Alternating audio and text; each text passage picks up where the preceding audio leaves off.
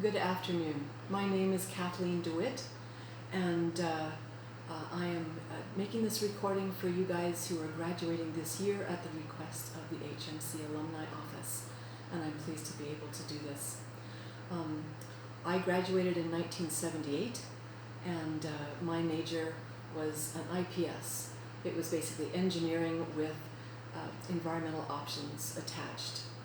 And I started off, even though it was environmental engineering that I wanted to do, I wasn't able to find a job in environmental engineering. So I ended up, my first job was with Hewlett Packard, first in San Diego, then up in Santa Rosa. I worked for them for about 4 years. Then I got married and moved back to Canada. I was in Calgary, and within about a year of moving there, I started working as a petroleum engineer. I was a reservoir engineer, and I did that for about 4 years. And finally, after that, I actually used my degree and started working as an environmental consultant, primarily on petroleum fields, on oil fields. And it was whilst I was doing that I started doing international work, and I was working in Latin America because I speak Spanish, and I was being sent down to South America to work as an environmental engineer on petroleum installations in Ecuador and Colombia and places like that.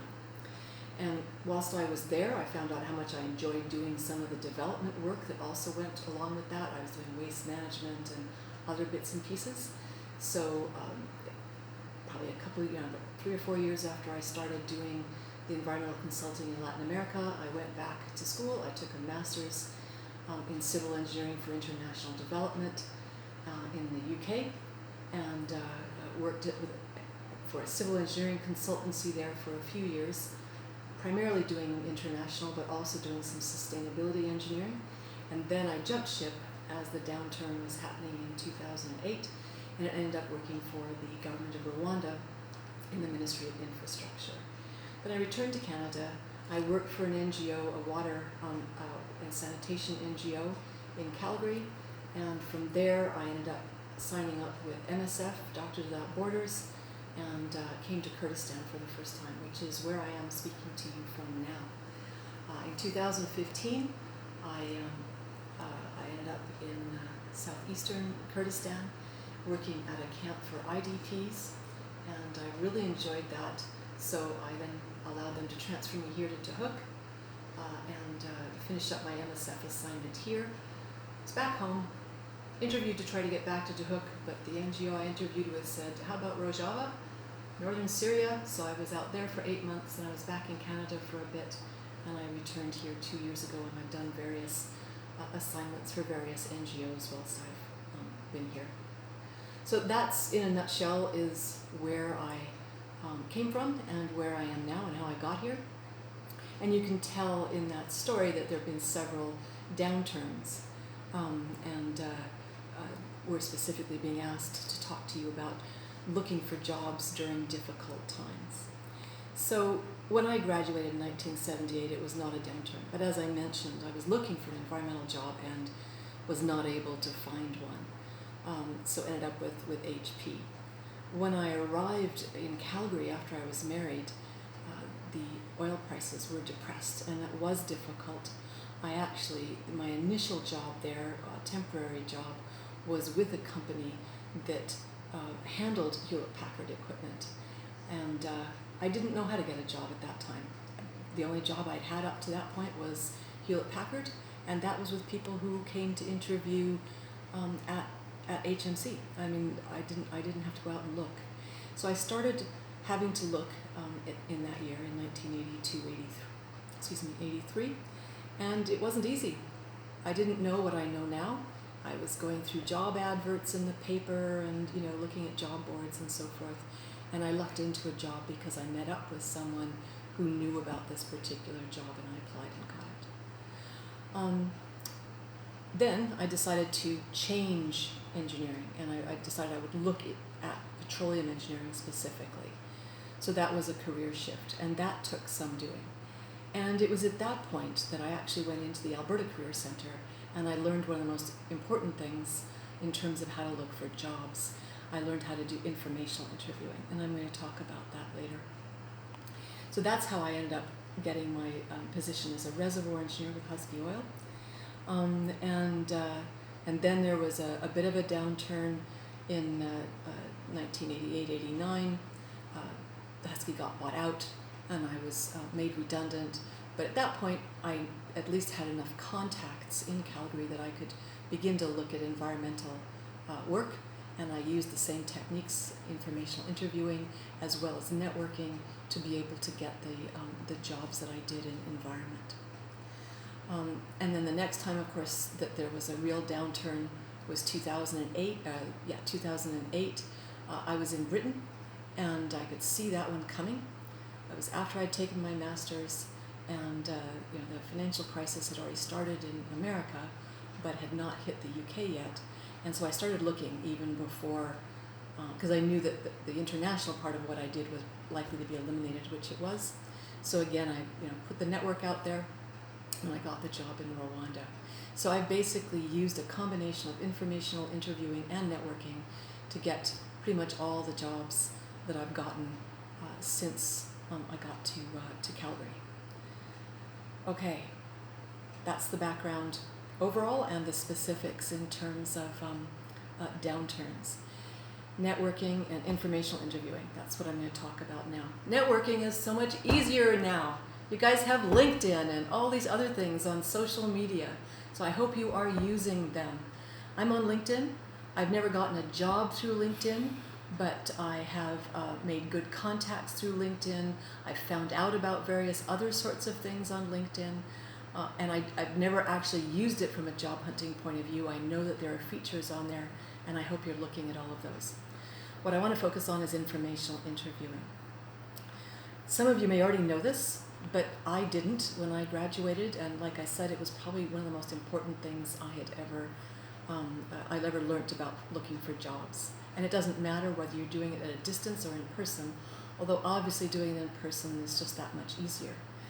But the way this works, the way I was taught it at Alberta Career Centre is this. If you're doing a job change, or you're having to look for jobs in a tough market, as you guys are now, what you want are names of people who are doing jobs that you might be interested in. And in my case, because I was trying to shift into petroleum engineering, my husband was a geophysicist, I got him basically under duress. He was not happy about this, but I got him to contact his fellow geophysicists that he knew in a variety of other companies, and for them to give him at least one name of a petroleum engineer that I could contact to see if I could go in and talk to. And the purpose of it is this. Basically, you want to go in and you want to start finding out about various jobs. You're not in there to do an interview for a job. You don't take in a CV. The questions you're asking are not along those lines. What you want to find out is more about their job, more about their company, how did they get to that position? And there's a variety of questions to ask them. What do they like best about their job? What do they like least about their job? What would they do differently if they were going to be looking for jobs over again? And at the end, you ask them for who else might you be able to speak to, particularly in that company, but it might be elsewhere. I found this incredibly useful in the petroleum engineering field because I knew zero about what different types of petroleum engineers did. And my husband knew almost as little because geophysicists are scientists, they're not engineers. And he had no real idea. But companies had completions engineers, they had drilling engineers, they had reservoir engineers, they had production engineers, they had completions, they had a variety, and I had no idea what they did or where I might fit best. But the main thing is you're not taking in a CV. Even if they ask you for one, you're not handing it to them. You are there just to collect information. That's it. So when you're on the telephone or if you're writing emails or however it is you're doing it these days, you have to reassure them you're not asking for a job, at least not yet. What you want is information about the field, about what they think about the jobs, where they think the future might be going, possible pitfalls, any of these things. Have a list of questions when you go in. Take some of the ones I have as well as add to them yourselves, and take notes, however you want to do that. In my day, it was with a pencil. Nowadays, it'll probably be on your phone. But take notes, and when you get home, In those days, of course, it was snail mail. It was a handwritten thank you note that I sent in, and just told them, basically, thank you for your time. I really appreciated the information, and so basically, just thank them for their time, and let them know what you learnt, and remind them that if they know of anyone else that they think you ought to speak with, please let you know. So reassure them when you go in, you're not looking for a job. When you leave, you're clearly not looking for a job. You're asking information. I usually tell them in advance it's about 15 to 20 minutes. Some people wanted to talk longer than that, but I would check with them after 20 minutes and say, I know my 20 minutes is up. Just want to check, are you okay? Sometimes they'd take me for coffee or whatever it is. Out of the office, sometimes they would stay in the office. I never had anyone refuse to speak with me. I had 2 people who did not meet me in person, but that was because their company was under a takeover.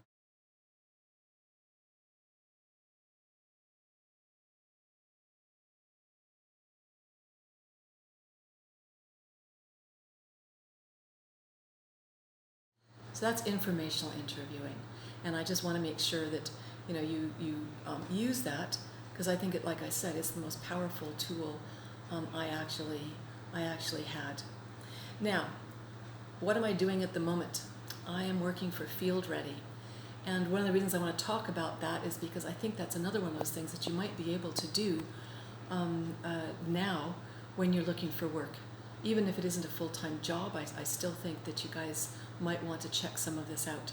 Field Ready operates a makerspace here in Kurdistan, and they operate makerspaces and fab labs in other countries around the world. And I know you guys will be familiar with those. But find out if there's one close to you that you might be able to join, perhaps, or if there isn't one that's right there, maybe you can test someone else's designs who's at a distance. You can try making them or whatever. Obviously, you'd need certain equipment, but again, that's something I think you guys ought to take a look at. Peace Corps. I don't know if they're hiring at the moment, but when there's a downturn, that's something else if you're looking for international work that you might want to consider. And if you do volunteering, but whether it's at home or whether it's internationally when flights are actually open again, just make sure it's actually useful stuff. A lot of organizations do international volunteering or local volunteering, but it's not necessarily useful to the people that they're supposedly serving. So I put that in there as a caveat. Social entrepreneurship. Another one of those things that you guys are probably quite familiar with. If you know someone who's running one, even if you end up being a volunteer there rather than paid, I highly encourage you to do that so that you know more about how to run a business, how to serve customers or clients. Another one of those things. Internships. Obviously, there can be paid and unpaid internships. I think they're a great idea. They get you out there. How many of them there are at the moment, I do not know, simply because of the situation you're in. If you do not find one that you think will work for you, I suggest you find an organization that you might want to do an internship with, research them a bit, talk to them, do informational interviewing around internships or what they need, and then see if you can design something for yourself. So be proactive, basically. And of course, online courses. You guys are probably doing those already, I would bet. I really want to emphasize softer skills because, of course, those of us who are in the technical field tend to go for online courses that are also in the technical field. I have I took a certificate in conflict resolution, which obviously is not technical, but highly needed on almost every technical project I've worked on. I am in Canada a qualified mediator. I mediate at civil courts when I'm at home. So softer skills are good too. It never hurts to have 2 different things that you can fall back on. Or do online research yourself. Do something that really interests you, that might be useful, that you can do online. If you can do it in person, that's even better. See about possibly publishing, doing it with somebody or doing it with an organization. And obviously conferences. Right now, I think the majority of them are distance, but I still think that that's worthwhile. Okay, now I'm going to go back and I'm going to address the specific questions that we were given, and I'm going to read the question and then give my answer. It says, "What do you know?" The first question I was given was, "What do you know now that you wish you had known when you were applying for jobs during a recession?" Well, the first one I've already told you was informational interviewing. So as I said, I learned these things after the first downturn and then used them to my advantage later. So volunteering and networking I've already told you about, along with informational interviewing, but be willing to take risks, which is where some of the volunteering or social entrepreneurships and things are. Look sideways. Take a look at jobs that might not be exactly what you want, but might get you certain skills that will then enable you when things have an upturn to be able to shift to where you want to go. They might not be exactly what you were looking for, but would help in the future. HP, when I worked for Hewlett Packard, that wasn't environmental engineering, but it was excellent advice that my uncle gave me to take that job. It stood me in good stead ever since. So, second question. What advice did you receive that was helpful and not helpful from people? Well, I'm really lucky. I did not actually ever receive any unhelpful advice. Everything I received has actually been useful. The informational interviewing, but keeping busy. Don't dwell on the downside of things. Even if you need to do hobbies or do social stuff, just keep yourself upbeat. Look at part-time and contract work. They're fine. I was so focused on full-time permanent that I think I passed up some possibilities that might have been useful. You've already had to stay positive because you've had to finish your last term from home. Just do things that make sure that they keep you upbeat, that they help keep you focused. So exercise, music, art, handicrafts, whatever it is.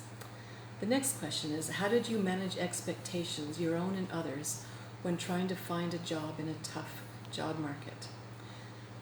Well, we've already talked about some of them. Keep busy, keep positive, and use the resources. If you have government resources like the Alberta Career Centre, go in there, use them. Find out, go into libraries and find out what they might have available. You just never really know what will be available. So professional associations, other organizations and networks of friends and colleagues. Stay networked, stay positive, stay together, share information.